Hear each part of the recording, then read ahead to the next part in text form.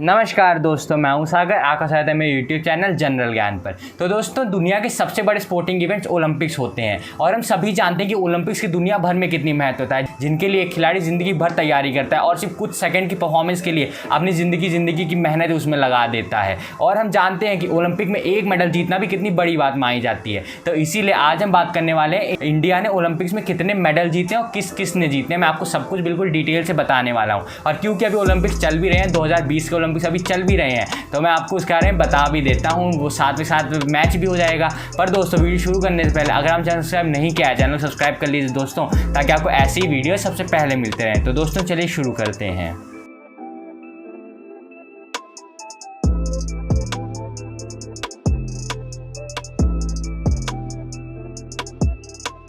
तो दोस्तों, वैसे तो ओलंपिक्स 1896 से ग्रीस से शुरू हुए हैं, पर इंडिया ने पहली बार उनमें पार्ट 19वीं सदी यानी कि 1900 में ही लिया था। जब 20वीं सदी शुरू हुई, उसके साथ ही इंडिया ने ओलंपिक्स में पार्ट लिया था। और तब से 1900 से लेकर आज तक यानी कि 121 सालों में इंडिया ने ओलंपिक्स में कुल 29 मेडल जीते हैं। और आज मैं आपको उन्हीं मेडल्स के बारे में बताने वाला हूँ कि उन मेडल्स को किसने कब जीता और कैसे जीता और किस स्पोर्ट में जीता। तो दोस्तों, चलिए इस टॉपिक की शुरुआत करते हैं।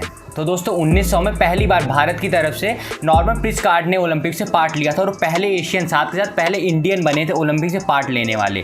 नॉर्मन प्रिस्कार्ड एक एथलीट थे जो रनर थे और वो एथलेटिक्स में पार्ट लेते थे, जिन्होंने 1900 में 2 सिल्वर मेडल जीते। और वो ओलंपिक में मेडल जीतने वाले इंडिया के पहले खिलाड़ी, साथ के साथ एशिया के पहले आदमी भी बने, जिन्होंने मेंस की 200 मीटर रेस में भी सिल्वर मेडल जीता और मेंस की 200 मीटर हर्डल्स रेस में भी सिल्वर मेडल जीता, जो कि 22 जुलाई 1900 में और 16 जुलाई 1900 में रिस्पेक्टिवली जीता था। और वो पहले एशियन थे जिन्होंने ओलंपिक्स में कोई भी मेडल जीता हो। इसलिए नॉर्मन प्रिस्कार्ड का नाम बहुत सारे लोगों को पता है इंडिया में अभी भी। पर दोस्तों, 1900 में तो जीता इंडिया ने सिल्वर यानी कि चांदी, पर इंडिया को हमेशा से गोल्ड जीतने की आदत है। पर पिछले अगले कुछ सालों तक 1928 तक इंडिया कोई भी मेडल नहीं जीता। सारे एथलीट्स ने बहुत हर बार मेहनत की, पर कभी भी उतना कुछ जीत नहीं पाए। ऊपर 1928 में जब एम्स्टरडैम में ओलंपिक्स हुए, तब इंडिया ने पहली बार गोल्ड मेडल ओलंपिक्स में जीता, जो कि फील्ड हॉकी में जीता था। और तब से इंडिया का फील्ड हॉकी में ओलंपिक्स में गोल्ड मेडल जीतने का सफर शुरू हुआ और उसी वजह से इंडिया बनी ओलंपिक्स में गोल्ड मेडल जीतने वाली सबसे ज़्यादा बार गोल्ड मेडल जीतने वाली टीम, जिन्होंने 1928 में तो अपनी गोल्ड मेडल जीतने की शुरुआत ही की थी। उसके बाद इतने ज़्यादा उन्होंने गोल्ड मेडल जीते कि उन्होंने ओलंपिक रिकॉर्ड, साथ के साथ एक वर्ल्ड रिकॉर्ड भी कायम कर दिया। और जो गोल्ड मेडल इंडिया ने पहली बार 26 मई 1928 को ओलंपिक्स में फील्ड हॉकी के अंदर जीता था, उस टीम के कैप्टन रिचर्ड एलन थे और वाइस कैप्टन ध्यानचंद। और दोस्तों, ध्यानचंद का नाम हमें से किसने नहीं सुना है। ध्यानचंद इंडिया के सबसे फेमस एथलीट्स में से एक हैं, तभी तो बहुत फेमस एथलीट्स को आज ध्यानचंद पुरस्कार भी दिया जाता है। और दोस्तों, जैसा कि मैंने बोला, 1928 से इंडिया के पास गोल्ड जीतने की शुरुआत ही हुई थी। फिर इंडिया ने 11 अगस्त 1932 में लॉस एंजलिस में होने वाले ओलंपिक गेम्स में दोबारा फील्ड हॉकी में गोल्ड मेडल जीता और वो लगातार दूसरी बार गोल्ड मेडल जीतने वाली पहली टीम बन गई जिसने किसी भी इवेंट में लगातार 2 बार गोल्ड मेडल जीते हों। उसके बाद फिर वो सफर चलता रहा और 15 अगस्त 1936 में हिटलर के देश जर्मनी में बर्लिन यानी कि जो उसका गढ़ था, वहां पर जाकर जर्मनी को ही हराकर गोल्ड मेडल इंडिया ने 15 अगस्त 1936 को दोबारा जीता। दोस्तों सोचिए, लगातार 3 गोल्ड मेडल इंडिया ने जीते और वो 1936 का गोल्ड मेडल इंडिया ऐसा जीता था, उसमें सबसे अच्छा खेलने वाले प्लेयर ध्यानचंद को हिटलर ने अपनी आर्मी में आने का भी न्योता दिया और कहा कि हम आपको बहुत बड़ा ऑफिसर बना देंगे, बस आप हमारी टीम में आके खेल लीजिए। पर ध्यानचंद ने वो बात नहीं मानी और अपनी देश के लिए खेलते रहे। पर दोस्तों, कितनी बड़ी बात है हिटलर के देश में जाकर हिटलर की टीम को हराना। इसी से हमारे देश की टीम का पता चलता है कि वो कितनी अच्छी टीम रही होगी उस समय। इसीलिए दोस्तों, आप बिना किसी हिचकिचाहट के बिल्कुल गर्व से बोलिए, आई एम इंडियन। और दोस्तों, आखिरी बार 1936 में जब इंडिया ने गोल्ड मेडल फील्ड हॉकी में जीता, उसके बाद अगले 2 ओलंपिक्स गेम्स रद्द करने पड़े क्योंकि वर्ल्ड वॉर 2 अपने चरम पे थी, इसलिए ओलंपिक्स गेम नहीं हो पाए। पर जब 1948 में लंदन में दोबारा से ओलंपिक गेम्स हुए, तो इंडिया ने दोबारा वहां पे फील्ड हॉकी में गोल्ड मेडल जीता और 4 बार लगातार गोल्ड मेडल जीतने वाली इकलौती टीम भी है इंडिया। साथ के साथ पहली टीम भी बनी थी उस समय और उस सिलसिले को उन्होंने खत्म नहीं होने दिया। 1948 में तो गोल्ड मेडल जीता ही जीता। इंडिया ने 1952 में हेलसिंकी ओलंपिक्स में भी गोल्ड मेडल जीता। तो दोस्तों सोचिए, लगातार 5 बार इंडिया ने ओलंपिक्स में गोल्ड मेडल जीता सिर्फ एक स्पोर्ट के अंदर, कितनी बड़ी बात होती है। इसलिए दोस्तों, हम कहते हैं भले ही इंडिया के हर एथलीट उतने सफल ना हो ओलंपिक्स में,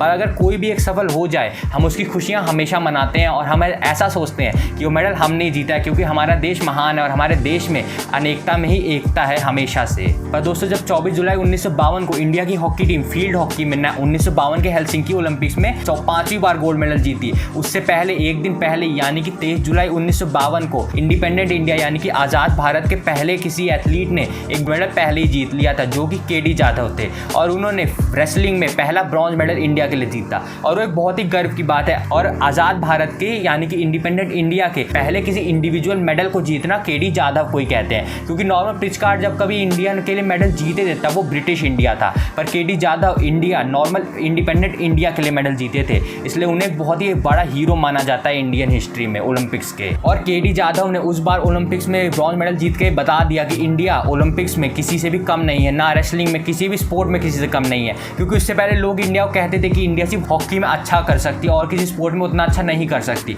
पर उस बार रेसलिंग में भी मेडल जीत कर केडी जाधव ने उन सभी के मुंह को बंद कर दिया और इंडिया का नाम हमेशा के लिए चमका दिया। और दोस्तों 1952 में जब इंडिया फील्ड हॉकी का में गोल्ड मेडल जीती तो आप लोगों को लगा कि इंडिया दोबारा गोल्ड मेडल नहीं जीत पाएगी, पर दोस्तों इंडिया ने अपनी वो स्ट्रीक टूटने नहीं दी और इंडिया ने 6 दिसंबर 1956 में दोबारा मेलबर्न में यानी कि ऑस्ट्रेलिया में होने वाले फील्ड हॉकी कॉम्पिटिशन में दोबारा से गोल्ड मेडल जीता। और दोस्तों जहां तक है 6 बार लगातार गोल्ड मेडल एक ही देश जीते तो वो एक बहुत ही बड़ी बात कंसीडर की जाती है, और आज तक कोई भी देश लगातार किसी भी इवेंट में ओलंपिक्स के पिछले 125 साल के हिस्ट्री में आज तक कोई भी देश कभी भी लगातार 6 ओलंपिक्स में कभी भी नहीं जीता, और इंडिया का रिकॉर्ड आज भी ओलंपिक्स में हमेशा के लिए कायम है। और दोस्तों इंडिया के फील्ड हॉकी में गोल्ड मेडल जीतने वाली स्ट्रीक आखिरकार 9 सितंबर 1960 में जाकर टूटी, जब इंडिया ने 1960 में होने वाले रोम ओलंपिक्स में सिल्वर मेडल जीता, और पहली बार था कि इंडिया ने ओलंपिक्स में कोई और गोल्ड के अलावा कोई और मेडल जीता हो, और आखिरकार वो इंडिया की जाके वो स्ट्रीक टूटी गई। पर दोस्तों वो 6 मेडल की स्ट्रीक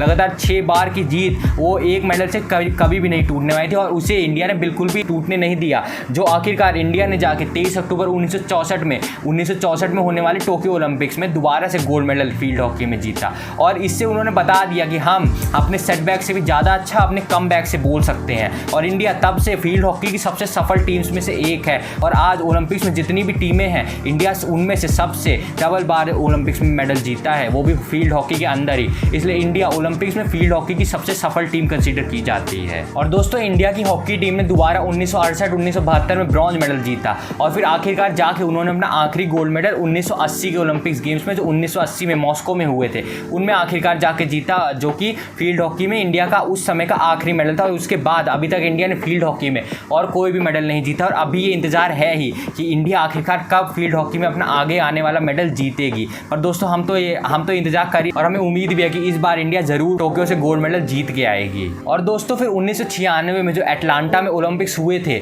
उसमें पहली बार लिएंडर पेस ने मेंस सिंगल्स में टेनिस में इंडिया में कोई एक ओलंपिक मेडल जीता है, जो कि ब्रॉन्ज मेडल इंडिया पहली बार किसी टेनिस इवेंट में जीती थी, जो कि 3 अगस्त 1996 को जीते थे। और उन्होंने साबित कर दिया कि इंडिया किसी भी स्पोर्ट में किसी भी देश से पीछे नहीं है, क्योंकि टेनिस को यानी कि यूरोप का स्पोर्ट कहा जाता था, उसे किसी इंडियन की तरफ से जीतना बहुत ही बड़ी बात मानी गई। और भले ही ब्रॉन्ज मेडल जीते हो, पर लिएंडर पेस उस समय बहुत ही ज़्यादा मशहूर हुए थे और आज बहुत ज़्यादा मशहूर हैं। और दोस्तों जब भारत 1996 में टेनिस में पहली बार ब्रॉन्ज मेडल जीता, तब से इंडिया का एक कारवां मेडल जीतने का चलता ही रहा। और फिर इंडिया ने जब इंडिया को ओलंपिक्स में पार्ट लेते हुए 100 साल हो चुके थे, तब कर्णम मल्लेश्वरी, जिन्होंने वेट लिफ्टिंग में पहली बार इंडिया के लिए मेडल जीता, और वो पहली भारतीय महिला बनी जिन्होंने ओलंपिक्स में कोई भी मेडल जीता हो। उन्होंने उस समय विमेन 69 kg कैटेगरी में ब्रॉन्ज मेडल जीता था, और उन्होंने इंडियन महिलाओं की ताकत को साबित कर दिया। फिर तब से ये कारवां चलता ही रहा, जब 2004 में राजवर्धन सिंह राठौर ने शूटिंग के अंदर मेंस डबल ट्रैप में सिल्वर मेडल जीता, जिन्होंने वो मेडल 17 अगस्त 2004 यानी कि इंडिया के इंडिपेंडेंस डे के सिर्फ 2 दिन बाद ही जीता था,